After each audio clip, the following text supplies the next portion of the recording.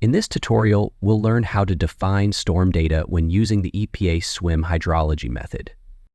To begin, go to the Input ribbon menu and select Storm Data. The Storm Data dialog will appear.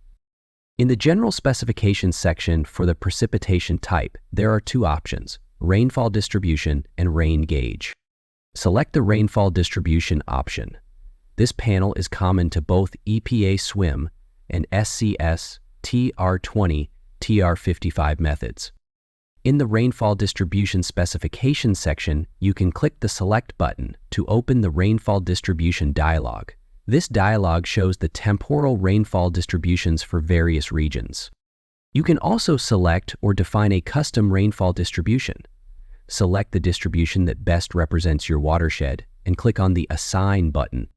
In the Precipitation Assignment section, you can enter the precipitation depth for your subbasins. You have two options here: all subbasins same precipitation, where the entered precipitation depth is applied to all the subbasins in the model, or individual subbasin precipitation, where you can enter separate precipitation depths for each subbasin individually.